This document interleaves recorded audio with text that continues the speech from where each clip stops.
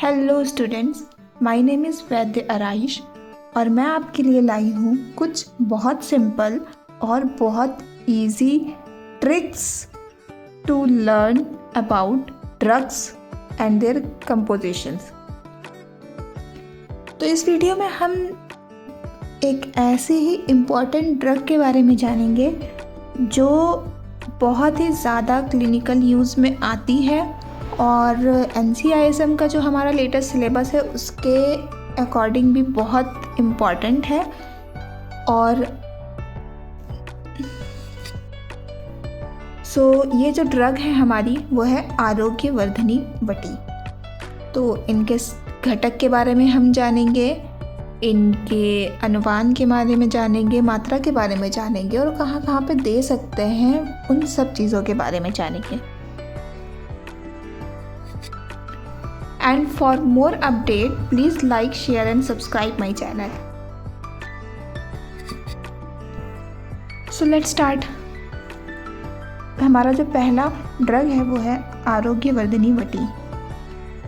तो इसके बारे में मैं ट्रिक बताऊंगी, इसके जो घटक हैं उसको याद करने की। उससे पहले हम देख लेते हैं कि इनके घटक में क्या क्या आता है। ठीक है, बहुत ही जानी पहचानी चीज़ें हैं। शुद्ध पारद, शुद्ध गंधक, लौह भस्म, अभ्रक भस्म, ताम्र भस्म, आम्लकी, हरितकी, विभीतकी, शुद्ध शिलाजतु, शुद्ध गुगलू, एरंडमूल और कटुका। ठीक है, अब हम देखते हैं कि कितने कितने भाग में ये लिया जाता है। तो ये जो सारे ड्रग्स हैं, जैसे कि शुरू से देखते हैं, अगर हम लाइन से देखेंगे तो शुद्ध पारद, गंधक, भस्म, लौह भस्म, अभ्रक भस्म और ताम्र भस्म, ये पांचों जो ड्रग्स हैं ये हम लेते हैं एक भाग। ठीक है, मान लो जो ड्रग्स हमको लेना है तो हमें एक टैबलेट बनानी है, तो उसमें मान लो हमने ले लिया 1 ग्राम ये 5 ड्रग्स। ठीक है, उसके बाद आम्लकी, हरितकी, विभीतकी, मतलब कि ये हो गया त्रिफला। त्रिफला हम लेते हैं 2 भाग, मतलब कि 2 ग्राम। 2 ग्राम आम्लकी, 2 ग्राम हरितकी, 2 ग्राम विभीतकी। ठीक है, उसके बाद लेते हैं शुद्ध शिलाजतु। जो शिलाजतु होता है वो हम लेंगे 3 भाग, मतलब कि अगर हम बना रहे हैं ड्रग तो इसमें लेंगे 3 ग्राम। ठीक है, फिर आता है शुद्ध गुगलू और एरंडमूल। शुद्ध गुगलू और एरंडमूल हम लोग लेते हैं 4 भाग, मतलब अगर हमें ड्रग बनाना है तो 4 ग्राम लेंगे।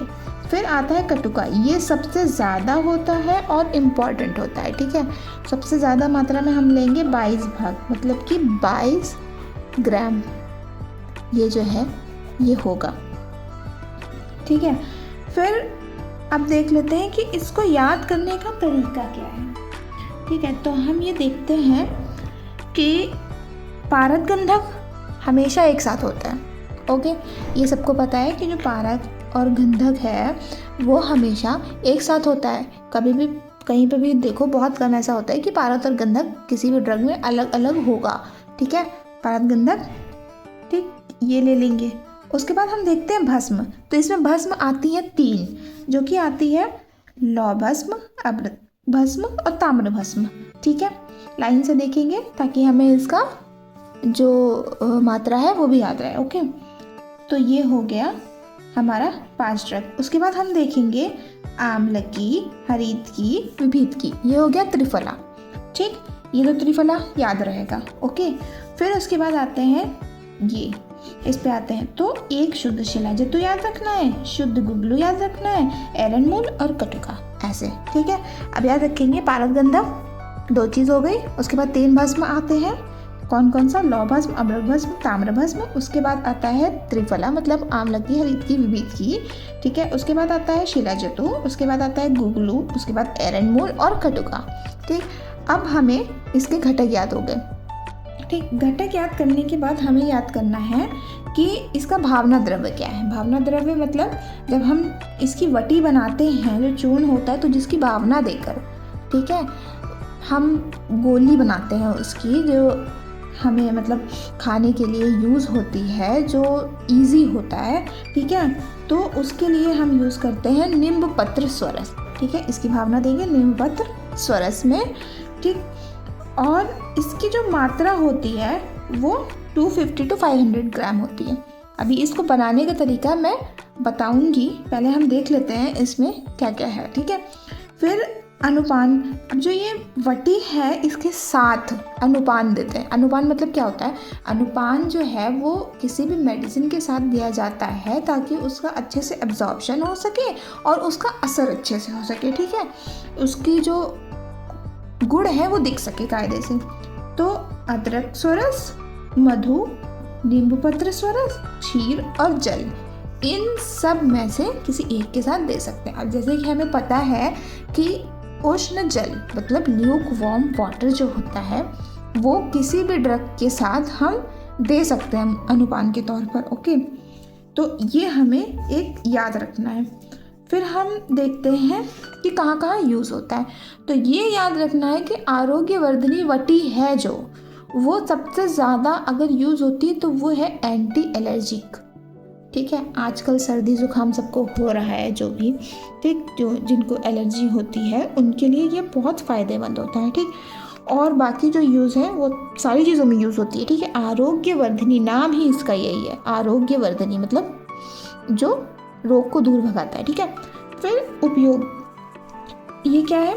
कुष्ठ, ठीक, कुष्ठ में यूज़ करते हैं, मेद दोष जितने होते हैं उसमें यूज़ करते हैं, यकृत विकार में यूज़ करते हैं, जीर्ण ज्वर में यूज़ करते हैं, मधुमेह में यूज़ करते हैं, ठीक है। ऐसे और भी सारी डिसीजेज हैं जिसमें हम आरोग्यवर्धनी वटी यूज़ करते हैं और देते हैं।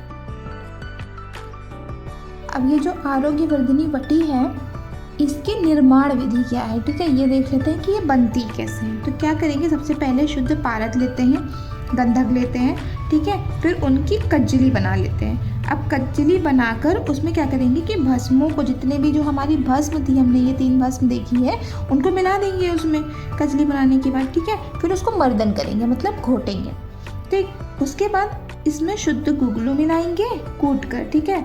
फिर नरम करके शिलाजीत, ओके, शिलाजीत मिलाएंगे। फिर जितने भी मतलब कि ये जो शिलाजतु है इसको बोलते हैं शिलाजीत, ठीक। फिर जितने और भी जो द्रव्य बचे हैं मतलब एरंडमूल, कटुका, ये सब, इनको क्या है, इनको कूट कर सूक्ष्म चूर्ण बनाकर फिर इसमें मिला देंगे, ठीक। फिर नींब पत्र स्वरस की जो है उसमें भावना देंगे, ठीक। और 2-2 रत्ती की गोलियां बना लेंगे। 2-2 रत्ती मतलब एक रत्ती होता है 125 ग्राम, हाँ 125 ग्राम होता है, तो इसका मतलब 2-2 रत्ती हो गया 250 ग्राम। तो 250 ग्राम की गोलियां हमें बनानी है।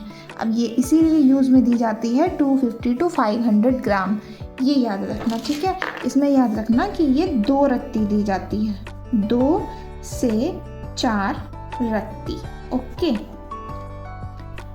सो अब हम देख लेते हैं इस ड्रग को याद करने की बहुत ही इजी और सिंपल सी ये ट्रिक, ठीक है। तो ट्रिक में आता है, पागल आता त्रिशूल से गाय को भगाता।